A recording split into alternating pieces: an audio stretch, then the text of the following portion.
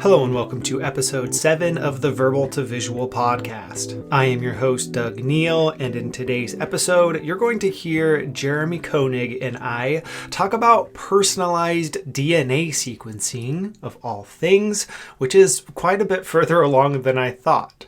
Jeremy's the founder of a company called Athletogen, which provides insights gained from a simple cheek swab that can help you make better exercise and nutrition decisions. In this episode, we chat about the concept of learning in public, something that sketchnoting is well suited for, and how Jeremy can best communicate the science and his services to his target audience, which are high-performance coaches, trainers, and health practitioners. So there is both some interesting science that you'll learn in today's episode and some ideas around communicating potentially complex information to an audience that doesn't have a whole lot of free time on their hands. You can find the show notes for today's episode at verbaltovisual.com/7. Let's get into it. All right, Jeremy, thanks for joining us today. I'm excited to chat with you. Let's kick things off just by letting us know who you are, where you're coming from, and what you're up to with your sketchnoting skills. Sure. Yeah. Well, thanks for setting this up, Coach Doug. Appreciate you taking the time. As you mentioned, my name's Jeremy Koenig, and maybe I'll start with how I first came across your coaching services. So as we were speaking to before, was really, I think, captivated by the learning in public tool specifically. And the reason why that's important to me is just even as an educator myself, let's say in a previous academic life. So,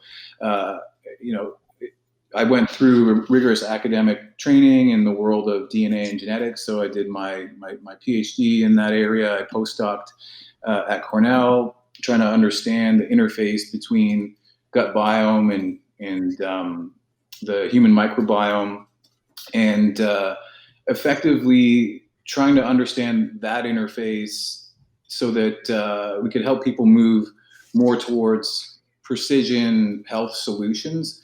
And so following my postdoctoral training, I was then a university professor for a period of time where I taught courses in advanced evolution, genetics, and molecular biology, biochemistry, food biotechnology, nutrition.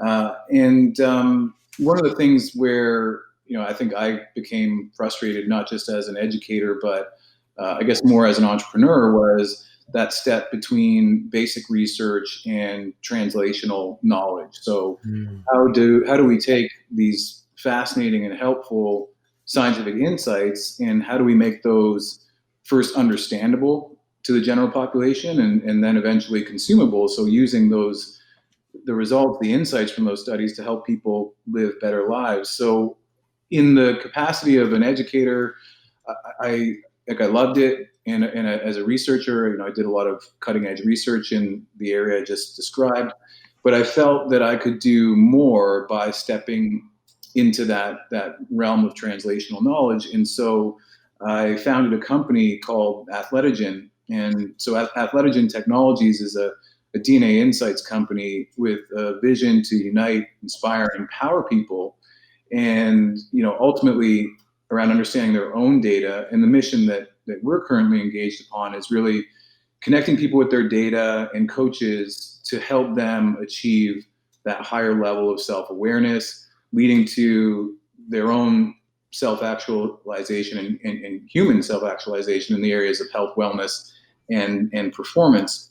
So the reason that I really gravitated to the learning in public course that you made available is because I found it highly complementary to the fast pace of the startup world and startup technology. So, there are those phases that you go through effectively, gathering and understanding, what do people actually need, what's available currently, and how can I make sense of that and turn that into a product. So going through those steps of practice and then applied and then feedback lend itself, as I said, highly complementary to how we build technology. And I just saw your course as a great tool to refine those skills and even formalize them, because there's learning cycles that I didn't really appreciate until after taking your course that take place throughout the course of the day. So after taking the course, I'm like, wow, well, I did 5 or 6 learning cycles today. And in the world of, again, entrepreneurship and the fast pace of startup, you live in this world of super high highs and super low lows. But where I found learning in public to be a good, a good check, a good barometer is like, well, how much are we actually learning?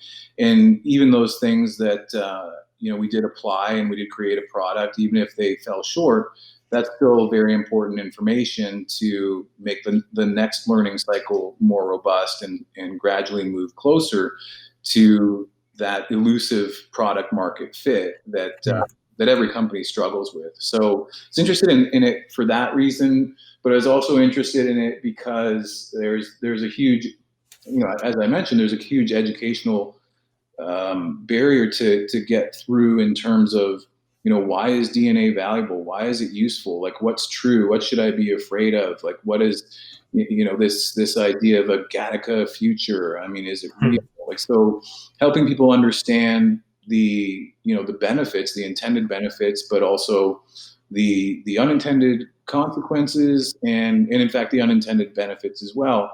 And so where I've landed on is that, certainly I can't do this all by myself.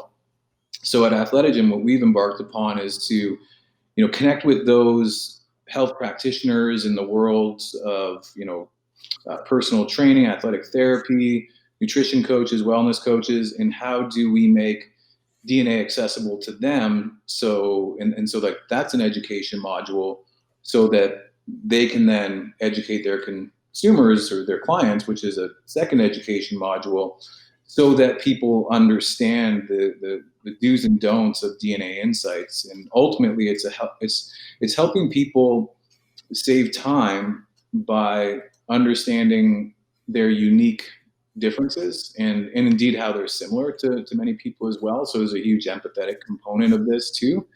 But ultimately save time in choosing that fitness plan or that nutrition plan. So in some instances, we're working with general population with fitness and nutrition or weight loss goals. And then we also work with high performance athletes like Olympians and elite athletes on pro teams. So, helping them achieve their goals by taking them through a very important and powerful goal setting session, and then helping them to understand like what are the inputs along the way that we can use to refine your approach to success.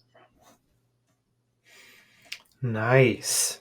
This is a very interesting field to be exploring, because as you've mentioned, it does feel like it's at the very cutting edge in terms of where the science is at right now, like what we understand about the human biome. And I feel like what is kind of becoming more kind of knowledge across the board for everyone is just how interconnected our body is, right? And even just like how what's going on in your gut affects your emotion and what's going on inside your brain.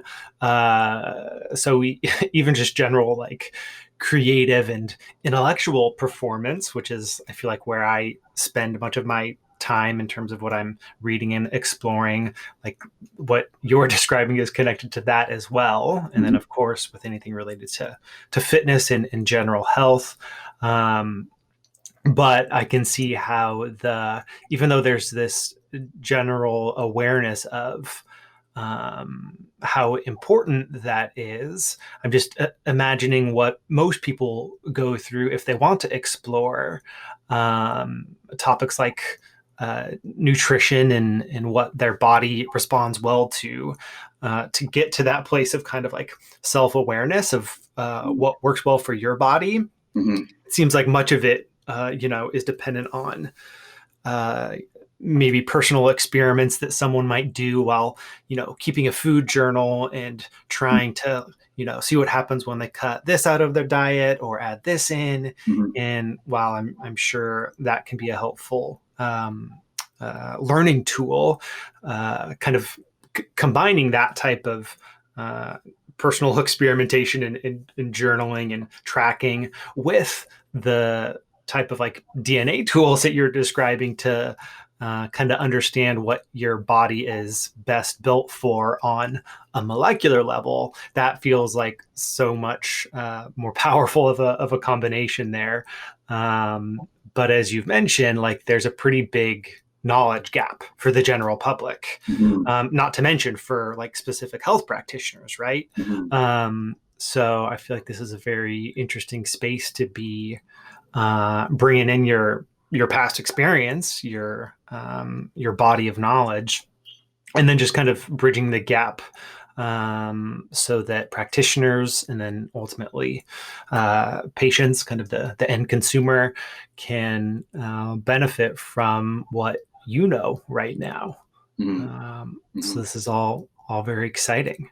Well, Uh, it's really the challenge is, if I was to sum it up in a sentence or two, is like, hey, I've devoted 25 plus 30 years of my life to understanding this space, and a PhD and all the professional training that goes with that. That's 10 years. But how can I distill the most meaningful and impactful information?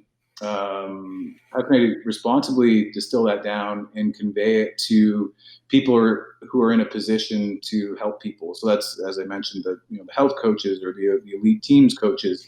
And the interesting thing that, despite how seemingly complex it is, and again, the mission is to make it that kind of simplicity on the far side of complexity. Like the why that becomes so valuable is because you're providing this very personalized context to the individual. So, mhm. when we hear about public health initiatives to increase, for example, vitamin D consumption in the winter, because that may correlate with, again, your mental health, but also your immune system and aspects of physiology.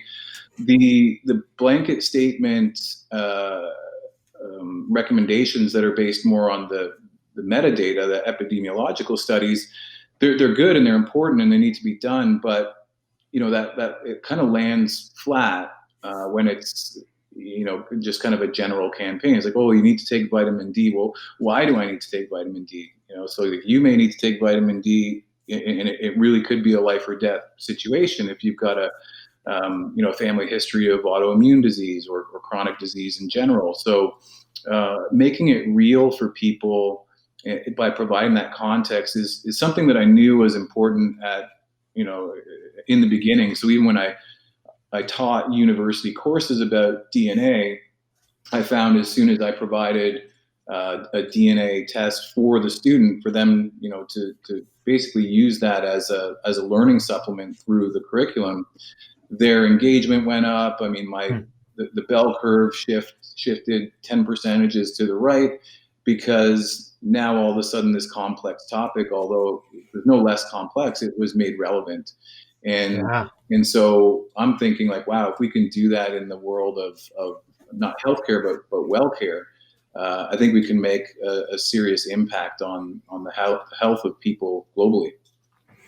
Absolutely. And even you just describing like what your students got to go through, that sounded exciting to me. Like how cool would it be, to do, to be able to see the specific results of, what my DNA test looks like, and then be able to, uh, yeah, potentially, adjust my eating habits to better fit with what my body what wants and needs. So getting to that personalized level is just so cool. And yeah, to be able to um, get other folks there too. Mhm. Uh, so where do you feel like is there a sticking point right now for you that you want to dig into as you're thinking about how best to share this with practitioners and the general public? Yeah, that's a great question. I think the sticking point is always the time or resource allocations that existing practicing uh, expert practitioners, they have restrictions on their time. So um, how how is it that we can convey this information to people not only concisely in a curriculum, but also in a way that the expert practitioner immediately sees the value of extending this knowledge to their individual clients Mm. to ultimately enhance the success of their business. So the big thing is we all have time competing. We all have things that are Mhm. competing our time against. So how do we position this as like, hey, this is one of the most important things, your continuing professional development, that you need to be focused on. We've made this really easy. And so the first thing is getting them to prioritize this particular curriculum over something else, but then also making it super relevant to their customer base. So Mhm. like some practitioners are going to want emphasis on the nutrition component of the curriculum. Others are going to want it focused on the high performance side of things. Others are, physical therapists, athletic therapists are going to want it on the injury prevention side of things. Mm. And then other health coaches that are helping people monitor chronic inflammatory or helping them improve chronic inflammatory diseases, they're going to want something more up the avenue of health. So I think I gave you a full bag of uh, the different ways I'm thinking about Mm. the the professional struggle and Right. trying to meet them where they're at. So that's I would say that's a point of focus right now. Yeah. Well, so one idea that's popping into my head right now that I feel like aligns really well with the general concept of learning in public is the potential to create resources that you share publicly in some format. Maybe it's, short little instructional videos that you post to YouTube, or maybe more blog post articles that address the topics that you're describing, like the role that these DNA tests and resources can play in those specific areas. And where I'm seeing potentially like this really interesting overlap is you could uh, al- alternate. I guess this will depend kind of on a follow up question here, but thinking about the audience that you'd like to reach. Obviously, one bucket of that audience are the health practitioners that you just described, and you can identify the sub buckets there as far as like folks interested in nutrition versus high performance versus injury profession. Those are the practitioners, but then there's also the general public that I think would be interested in adding that type of test and personal knowledge to like the, to their experience in the world of like healthcare or training. And I mentioned the general public as well because I wonder if there's the potential for uh, that interest, and even to get the practitioners interested in this topic, and potentially using your services or going through your curriculum. Those practitioners might find out about it just as they go about doing their own research. But if their patients or their clients are coming in asking about this type of test, and because they saw your YouTube video or your blog post, like I feel that might even be a higher motivating factor for those practitioners if it comes from their clients, Right. potentially even more so than if they come across it themselves. Mm-hmm. But I'm curious, based on your knowledge of these subjects, if when creating something to kind of share the basics of how this works or how it's applied to these different areas, um, do you feel like you can make one piece of instructional content that's helpful both for the general public and practitioners, or that you would need to kind of separate that out and, write two different articles for each of those audiences?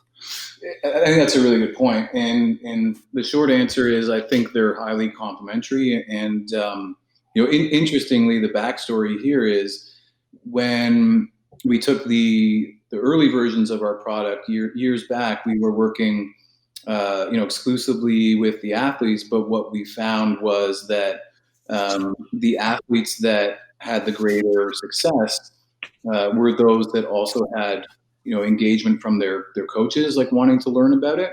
Mm-hmm. So we observed exactly what you just described at the elite athlete level. So and again, this would depend on the coach, but effectively you had three buckets of coaches then that would respond to the athlete's interest in this new data point. You'd have one coach who might say, that's great, but I don't have a lot of time. You'd have maybe less progressive coaches that would be like, yeah, that science isn't real. And really, that coach is also trying to save face because they're meant to be the expert. Think about the analogy of, the patient going in and reading WebMD ahead of meeting their GP, right? That it becomes an annoyance to the practitioner, but it doesn't make the patient's viewpoint any less valid. They just don't necessarily have the professional training to really consider it in the context of all the other things that the health practitioner is considering. So, but on the last bucket, which is, I think, the sweet spot that we're both talking about, is you do have that coach that is passionate about continuing professional development. They're looking to learn more. They're looking to make their service to their clients more personalized. And so in that instance, we observed exactly what it is that you're talking about is basically the client generated the lead in terms of the coach practitioner. Yeah. Mm-hmm. Yeah, no, that makes sense to kind of break down coaches or health professionals into those three buckets. I can see how that makes a lot of sense. I'm curious then tell me a little bit more about the product that you offer. Is it primarily curriculum, or is it kind of more full integration of testing plus here's what you do with these tests and here's how to interpret them? What does that look like? Yeah, great question. So in terms of the product offering, essentially from the customer's saliva, we're able to, we collect that saliva and we sequence the DNA that's in the cheek cells at the labs. And then from that DNA, we're able to generate DNA insight reports. And so, essentially from that one small saliva sample, we're able to generate around 200 insights per customer, and those insights will be related to what types of physical training you are going to respond to. So think about people who go to the gym and a weightlifting program and they don't respond well. It means if that's really important to them, they're probably going to have to do more work maybe than their training partner who is inclined to respond quickly. So think of that person that just looks at weights and seems to put on muscle. And then on the flip side, if I wanted to run a marathon, it's and again, not that I couldn't work through with my innate assets as defined by DNA, but my response to that training might require more work on technique and efficiencies because I don't respond to the stress of the training session. So ultimately, it's important to think about every workout session as a kind of stress that the body responds to. So we lift weights, okay, you're telling your body it's going to need stronger, so it grows more muscle. And so there's a bell curve of how people adapt to that, all different types of training. So we talked about the endurance, we talked about the weightlifting, and then there's that, the high intensity type training, the kind that makes you want to throw up. Some people respond to that really quickly, whereas other people may need, 2 to one session a week could do it for some people, but others might need 2 or 3. So that's on the training insight side. On the nutrition side, we break that down into the vitamins and minerals. So, even though there's a generic recommended daily allowance of, think about all your vitamins, your A's, B's, C's, D's, everybody has different affinities to absorb those nutrients. So some people are going to need more than others.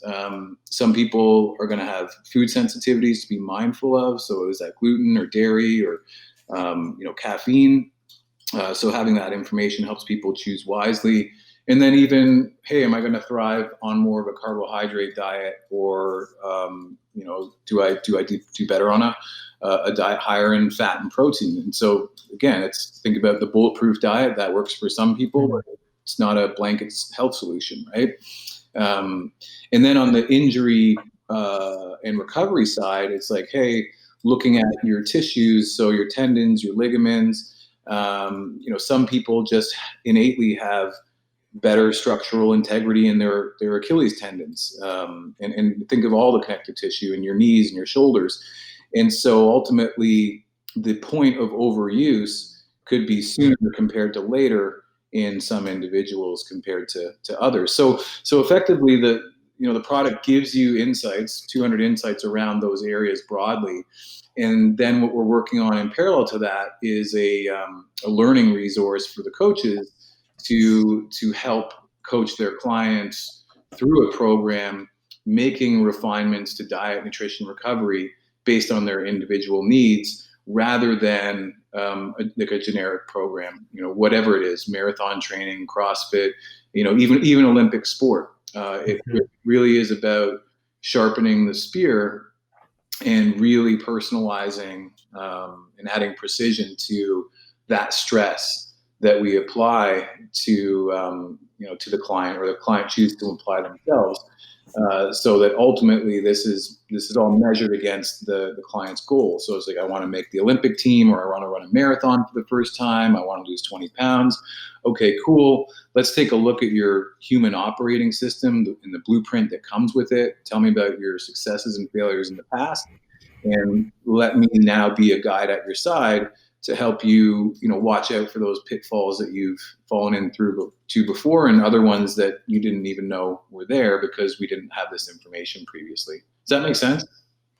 Yeah, it does. And throughout much of this conversation, I've been thinking about my experience in college as a distance runner. I ran cross country and track, and tended to be fairly injury prone for about like half of my collegiate career, more or less. Right. And just imagining all the like unknowns, the coach makes their best guess about, how best to train for this event or that event, and how to do a certain amount of tailoring for each individual person based on how they respond to these things. But it's very, I feel like the information that comes in about each individual athlete is fairly small and anecdotal, based just on observation of the coach in this case, compared to the type of information that you can get based on what you described. So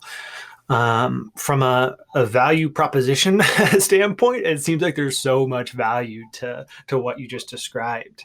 And as you were kind of talking through that process, I was kind of sketching out just like a really like rough flow chart of what that process looks like, from the starting point of just like getting a like little bit of someone's saliva, and then that goes off to do the DNA sequencing, and then you get back all of these insights that, up to like 200 per customer that fit into each of these categories. So like what I'm kind of imagining is it seems like making a really short and snappy like explainer video or explainer blog post with, using sketch notes would be my inclination or instinct to kind of like sketch out what the process looks like. Because it doesn't seem like that complicated of a process as far as like understanding the basics of it from a, obviously I don't know what it looks like to actually sequence the DNA, but in terms of like the information that you get back and how you can apply that information moving forward when developing a training plan or a nutrition plan. I feel like just seeing that process mapped out from like the saliva swab, the mouse swab, all the way to the kind of customized training routine or nutrition plan. I feel like if folks can, if both practitioners and patients can see that mapped out and how relatively um, simple those steps are, that sounds like a powerful thing. And then to get practitioners or patients like over the hump, uh, um, following that up with probably a call to the practitioners, and you could decide if and how you would want to filter this, but just like asking them to take that first step of, hey, I'll send you like a swab, and all you have to do is like do one swab inside your cheek, put it back in to this packaging that I've already provided for you, send it back to us, and like we'll show you where this goes from there, using the practitioner as like the first, probably their first experience with this tool.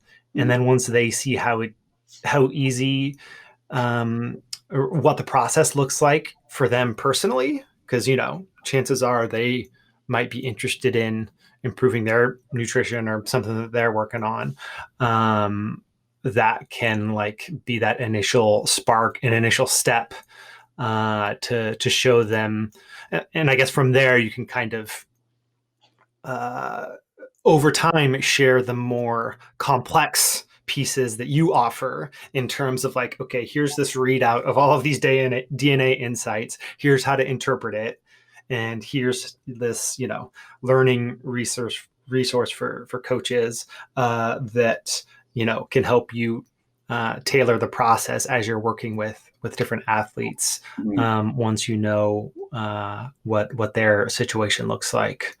How does that hit you as this is kind of an initial idea to get this out and just like, get that spark of interest from folks? Well, I think it's bang on, and I think it addresses, I think it's my issue, frankly, because I know how highly nuanced it is because I get the science. And so just to give you an example, so of my 200 insights, right, I use like 67 of them are relevant to me, and I'll use them, now I'm no longer competing as a high performance athlete. I mean, my background was in track and field. So I was competitive track and field athlete in college as a sprinter. So the things that mattered to me then are very different than the things that matter to me now as an entrepreneur. So, still, of course, like physical activity is keystone to everything I do because that ties into mindset and cognition and being present with my team. So the key then is, well, with my physical training regimen, I need to watch areas where I'm particularly vulnerable because, again, I've had 7 different surgeries as a result of not having this information in the past. So when I pull out and what's relevant to me for my training today, or, what nutrition plan I'm going to follow or how much rest I should take, that is very different today than it was, for example, 15 years ago. And so, conveying that aspect to the both the client and the coach as well is important. So it's like, yes, there are 200 insights. Like, let's focus on these 3 first, because they're the ones that are most important given your client's goals. But the really cool thing is as that client progresses around their goals, you're going to be able to bring in all these different insights, and some of the ones that were important at the beginning may not be important, at phase 2 of their program. So I think you're right. Having that overarching video of here's how it works generally. And then it's like, hey, by the way, there's an infinite number of permutations with respect to how all these nuanced things come together to form, a very cohesive plan. Mm-hmm. But teaching them essentially that skill set of going back to the data and pulling out new insights it's really just an iteration of what they do the first time. So, coming back to trying to be really respectful and cognizant of the practitioner's time, it's like, hey, if you invest the time, whatever it is, a few hours to understand how this works generally, as you go through different, your own learning cycles with your client, you're going to spend 5 minutes pulling information from their DNA every time you rebuild their plan, which might be every week, every month, but it's now minutes and not hours. And guess what? Now all of a sudden, everybody you're coaching is getting superior results. They're happier. You get repeat business. You get referrals because no anybody that gets a shoe size that actually fits and or a suit that's tailor made. I mean, there's nothing in the world that feels like that. So, how do we do that for somebody's lifestyle? Right. That's our plan. Mm-hmm. Yeah. Mm-hmm. No, I feel like there's so much potential here. And as you were kind of describing what that uh, those insights might look like for you personally, and also in kind of like different stages of life, even that I feel like helped me identify even kind of three different categories of types of information you might put out there. And maybe I'm getting too much into my mode of like content strategy as far as types of videos that you might make or types of blog posts that you might put out there from the public piece. The one category being what we first described, which you might be able to do this really well within one piece of content. This is the high level process overview. Like, here's how this process works. And then, go through that flow chart or the steps that we described. But then the second category gets at more what you just described, which are these specific case studies.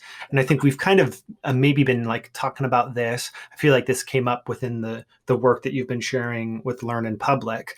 Like, I think it would be really interesting for practitioners and the general public to see like a real case study of a person who went through that process, got these insights, and like was able to follow up on them in a meaningful way. And when you're doing those case studies, I feel like it's more interesting to start with, here's this person and here's like their goal. Here's what they want to achieve. And then from that, the purpose in mind at the start, then you can go to like, here are the 12 most important insights that they got when they did this test, and the follow-up actions that came from that based on that knowledge. I feel like those case studies would be really interesting. And then the third category that you might think about too is more within the realm of the background science, the science that might be interesting to patients and kind of the end consumer, but maybe more specifically, you have in mind the practitioner. And I could see you creating, these easily digestible information chunks, again, whether it's like a blog post with sketch notes and diagrams or like a short little video that address kind of like one by one. This would be something that you could chip away at over time. You could address the most significant gaps in knowledge that the general practitioner has, and maybe focusing first on like the objections that you get that are like false objections from practitioners or patients. That third category of these like little instructional pieces to build up over time, I think that could get at or help resolve the biggest objection that you probably get from health practitioners, which is the time piece, like time to learn this new information and apply it. I feel like you could plug away at that over time. Whereas the other two kind of categories as far as like specific case studies and the high level process. That speaks more to the motivation piece from the practitioner and the patient, just getting them excited about like wanting to learn how to use these tools themselves. Mm-hmm. How do those three types of content hit you in terms of what you might create and share? Well, it lands well because if I think about this from, say, my more conventional approach to teaching a university course, you usually the curriculums. I mean, when I started, I changed my methods, of course, but typically it was all about starting with the background. And it's like, okay, well, now we got all that out of the way. Then we get to the case studies, and then we get to all the cool stuff. But by the time you get there, the students are more concerned about what's going to be on the exam, and the case studies are really kind of the things that they rush through and they're stressed out about not doing before the exam. And that's where the magic really happens. That's where you really solidify this. So I like the idea of, say like, hey, first of all, like, what is it? I know it sounds like space age or cutting edge, but actually it's been around for, a long time. So, coming up on not quite a century, but we're getting there. Like DNA and DNA science is one of the most established sciences in how we learn about how our DNA works. That has just accelerated since the sequencing of the Human Genome Project. So here are all the cool things that we can do now. Here's how simple it was. Wow, look, it was $3 billion, like the first project to do the human genome. Now you can get this for a few $100s. And look how easy it is. And then look what people are saying. And then if you're really interested and you want to look under the hood, like, here's all the background science. So it's kind of turning it on its head because, as I think, again, with my academic background, you're more concerned about, credibility and peer review. And it's like, okay, well, we got all that. Why don't we lead with what's interesting and what's going to get people engaged, and then show them how it works, show them how they can use it. And then if they really want to read about the background science, which, by the way, a lot of these health practitioners have already done, at least that's there more for a point of reference. Right. Yeah. That's smart. I like that. Well, and even just hearing you kind of describe how, how long, relatively long, like DNA sequencing has been around, that also just had me thinking about like kind of where we are right now in the timeline of that scientific and technological development, and speaking to the affordability now compared to 30, 40 years ago, and also where that will be 10, 20, 30 years from now. I feel like a potential selling point or, additional motivation factor that you can weave into the language and when you're sharing this is that, like, if you don't pick up on this tool, you're probably going to be left behind as a practitioner by the other folks who are already starting to incorporate this into their training or nutritional program. So I feel like that could be, that type of messaging could be a little bit of a extra kick in the butt to actually take action on it. Got it. Yeah, this is exciting, though. This is very fun for me to just hear about this from a personal interest level, as someone who, played sports growing up and spent most of my college experience focusing on one very repetitive action sport that, like, running is, just how that kind of pounds the body and wears it down.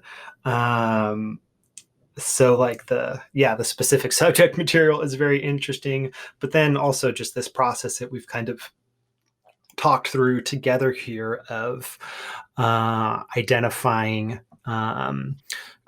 who it is that you're kind of trying to reach with the work that you're creating. And in your case, it's this interesting kind of dual level of the end consumer and these practitioners who are often going to be the the folks in the middle, and how to communicate to both of those distinct audiences the benefits of the products and the services that you provide, and with sketchnoting as kind of the underlying tone, or one of the tools that you can use to do that. Mhm. It's just been fun to think about, how you can use sketchnoting to chunk up the type of information to tell the types of stories that are going to get folks excited about what you're creating, and then to provide these follow-up opportunities that can kind of like walk them along this particular journey that you'd like to take them through. Mhm. And that might be a final thing for you to consider, is like, it could be a fun exercise for you to like map out what the customer journey looks like, if you want to call it that.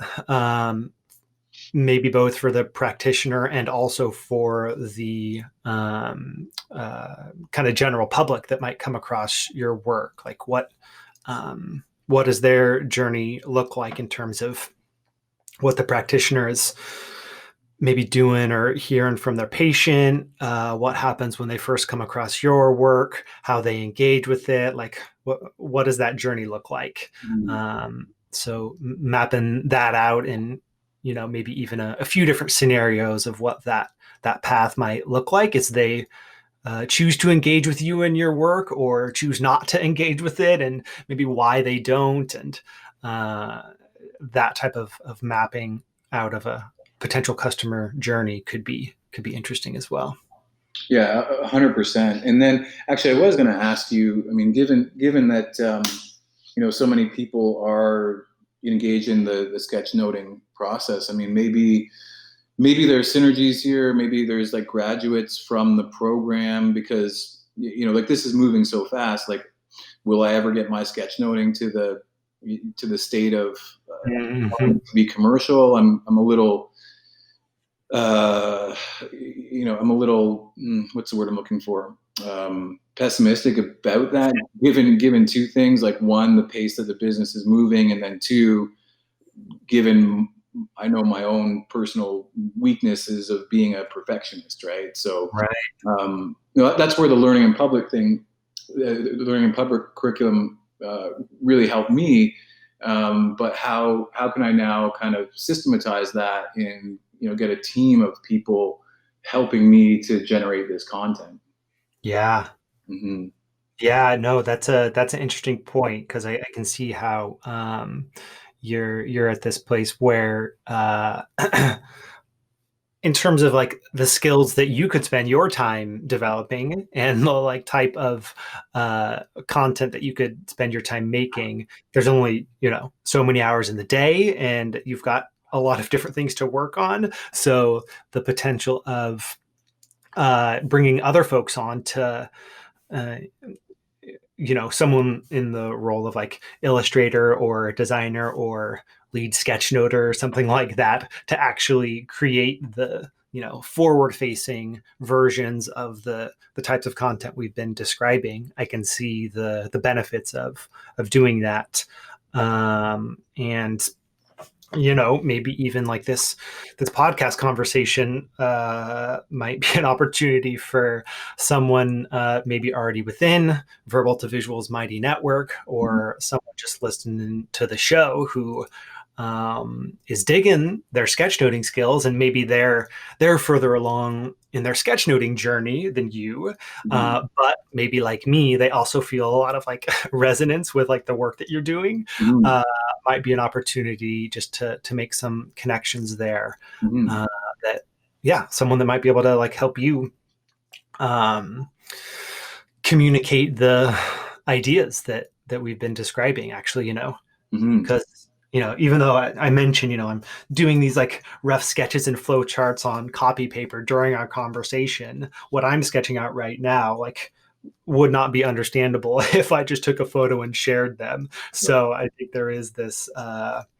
opportunity for someone to spend a little bit more time um, adding a little bit of clarity and polish and nuance to the type of diagrams and profiles that we've been describing to get the work out there. So we'll put out a call for folks listening and folks within the verbal to visual mighty network to reach out to Jeremy if you maybe want to chat about what it could look like to sketch note some of the ideas that we've been describing and help on that content side.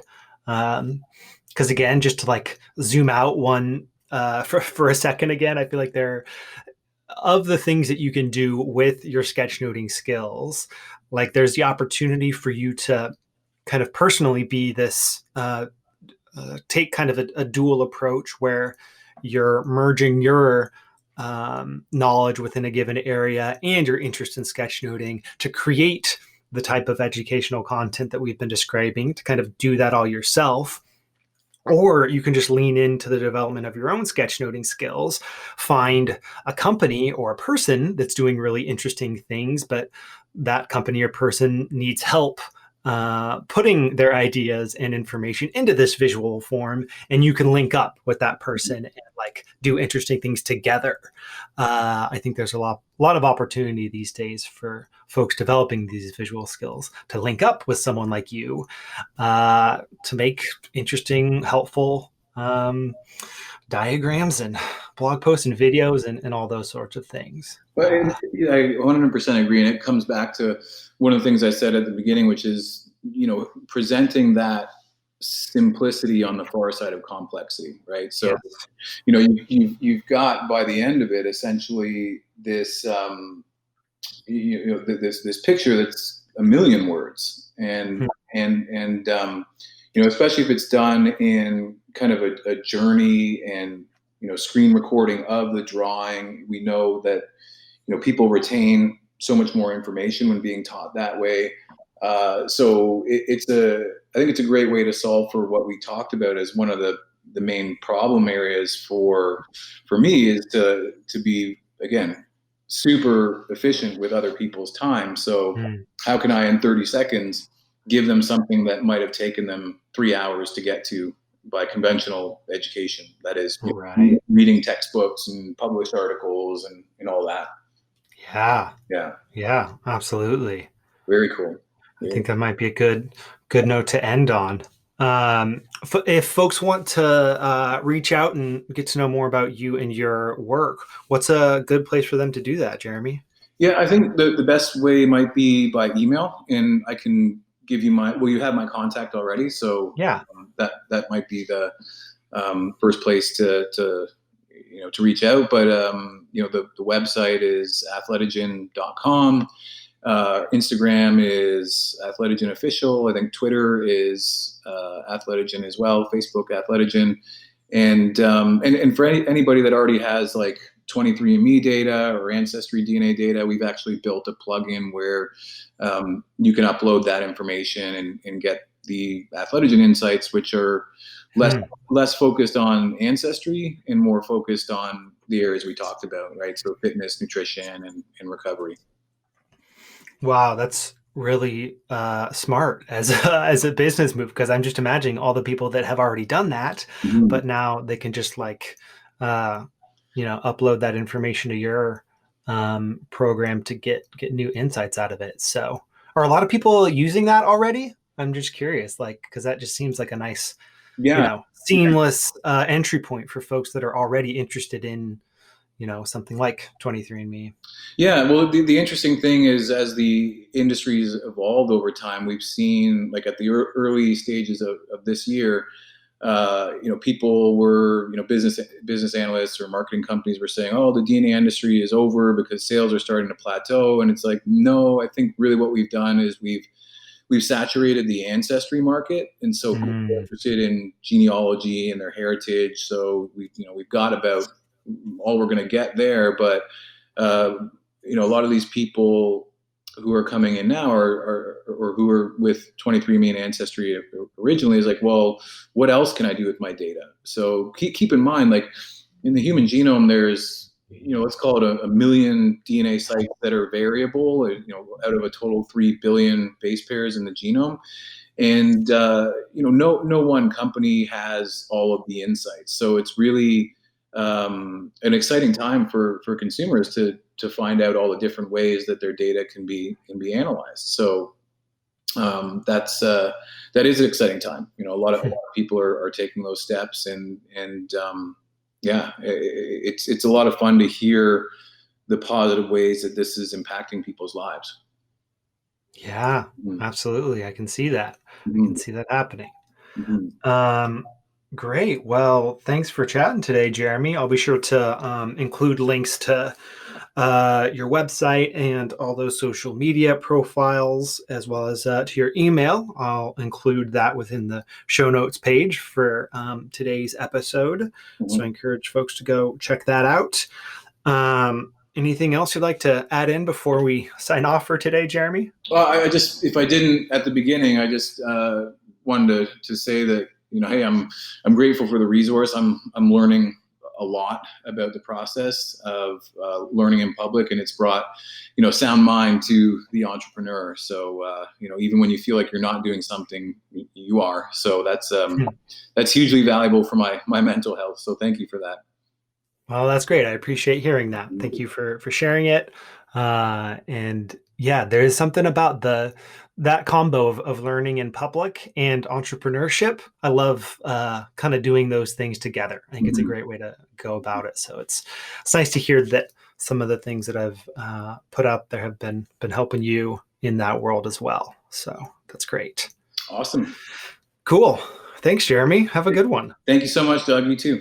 I hope you enjoyed listening to that conversation between Jeremy and I. As you could probably tell, I was very interested in all of the topics that we explored, from the actual capabilities of DNA sequencing, how that can be applied to personal health, and even that content strategy side of things. How Jeremy might communicate that science and the benefits of the service that his company provides. I think that communication challenge is something that sketchnoting is built for, making complex ideas and processes much more understandable, showing in a picture the benefits of the product or service that you provide. So I hope that our conversation sparked some ideas connected to your work and who you might need to communicate with, and how you might best communicate with them. If you would like to connect with Jeremy to potentially help him create some clean and clear visuals that we just brainstormed, you can find his contact information on the show notes for today's episode at verbaltovisual.com/7. From there, you can also find a link to the course that Jeremy mentioned, Learn in Public, as well as other resources to help you build your sketchnoting skills. And keep in mind that once you've picked up any of those resources, you too have access to coaching calls like the one you just listened to.